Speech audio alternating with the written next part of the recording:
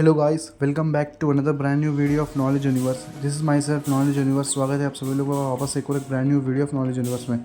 तो भैया ये बात तो हम सभी लोग जानते हो क्या कौन सा भी देश हो, कंट्री हो या भाई शहर हो या कुछ भी हो भाई, उसे ऑपरेट करने के लिए गवर्नमेंट रिक्वायरमेंट होती है। और गवर्नमेंट को भी यार मेन क्या लगता है भाई, स्टेट हो या कंट्री को ऑपरेट करने के लिए उसे लगते हैं फंड्स।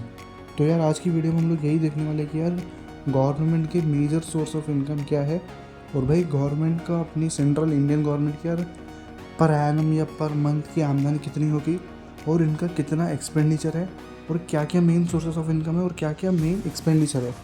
तो गाइस यार दिल थाम के बैठ जाएगा आज की फॉरवर्ड और धमाकेदार वीडियो के लिए। मगर वीडियो में आगे बढ़ने से पहले मेरे आप सभी लोगों से सिर्फ एक ही रिक्वेस्ट है कि अगर आप लोग चैनल पर नए हो तो प्लीज़ सब्सक्राइब कर दिया करो। आपका एक सब्सक्राइब एक लाइक मेरे लिए बहुत ज़्यादा मोटिवेशन का काम करता है।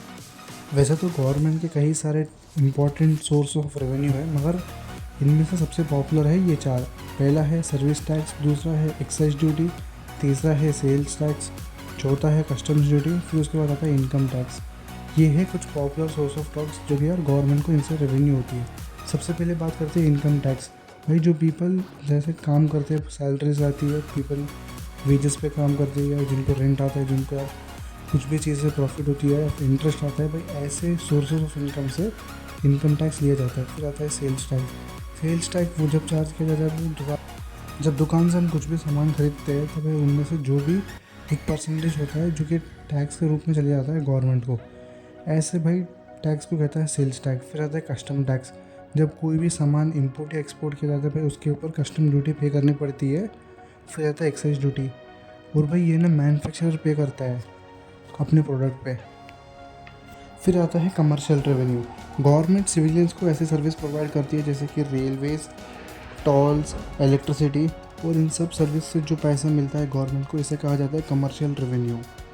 फिर आता है एडमिनिस्ट्रेटिव रेवेन्यू। इस रेवेन्यू में गवर्नमेंट को जैसे गवर्नमेंट हॉस्पिटल से जो फीस मिली है, पासपोर्ट से जो फीस मिली है, कोर्ट फीस, एजुकेशन फीस, इन सब को कहा जाता है भाई एडमिनिस्ट्रेटिव रेवेन्यू। फिर आता है एसेट्स रेवेन्यू।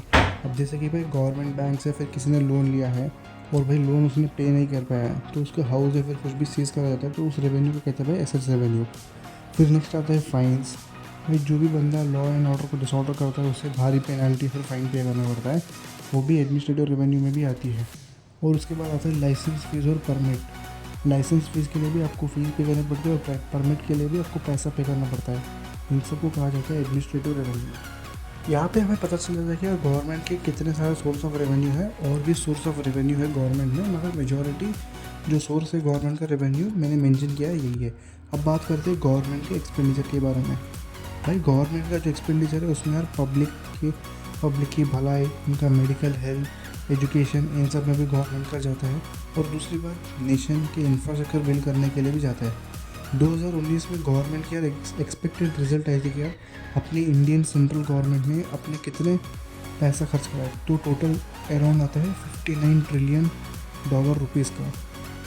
2019 की रिपोर्ट है, और 2025 तक इसे एक्सपेक्ट किया जाता है 95 ट्रिलियन रुपीज़ तक। गवर्नमेंट का सबसे बड़ा एक्सपेंडिचर, सबसे पहला एक्सपेंडिचर है जो कि यार डेवलपमेंट सर्विस। इसमें गवर्नमेंट अपने स्टेट को पैसे देती है, अपने सिविलियंस पे पैसा लगाती है, इंफ्रास्ट्रक्चर डेवलपमेंट करती है, हेल्थ केयर डेवलप करती है।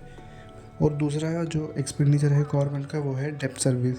अब भाई गवर्नमेंट के पास पैसे नहीं है, मगर डेवलपमेंट का काम शुरू हो चुका है, अब उसे रोका नहीं जा सकता। तो गवर्नमेंट IMF है, वर्ल्ड बैंक है, या फिर कोई भी दूसरे कंट्री से वर्ल्ड लोन ले सकती है। अब भाई गवर्नमेंट में लोन लिया है तो भाई गवर्नमेंट को पर एनम इतना इंटरेस्ट पे करना होता है रिस्पेक्टेड जिससे लोन लिया है। फिर उसके बाद आता है एडमिनिस्ट्रेटिव सर्विस। भाई इस कैटेगरी में जो है सिविल एक्सपेंडिचर होता है, एडमिनिस्ट्रेटिव सर्विस होता है, जैसे कि यार स्टेट के पुलिस को भाई सैलरी देनी पड़ती है, टैक्स कलेक्शन, और भाई पेंशन्स को भाई गवर्नमेंट को देना पड़ता है पैसा। और हाँ, ये भी एक एडमिनिस्ट्रेटिव सर्विस है, इसमें भी गवर्नमेंट का बजट में पैसा कटता है। फिर आता है डिफेंस सिक्योरिटी। भाई देश की सिक्योरिटी के लिए भी यार ये भी गवर्नमेंट का एक एक्सपेंडिचर है, जिसमें यार गवर्नमेंट 10% अपने टोटल ओवरऑल रेवेन्यू में देता है देश की सिक्योरिटी के लिए। तो गाइस सर आप कमेंट करके बताओ कि आपको ये वीडियो कैसे लगी, और ऐसे ही नॉलेजेबल और इन्फॉर्मेटिव कंटेंट के लिए सब्सक्राइब कर दिया करो ऑन नॉलेज यूनिवर्स को। वैसे यार मेरा दूसरा भी चैनल है, मैंने उसका नाम रिवील करते करते रह गया। आपको ऐसे इन्फॉर्मेटिव कंटेंटिव मोटिवेटिव वीडियो मिलते रहेंगे यार, सब्सक्राइब कर दिया करो।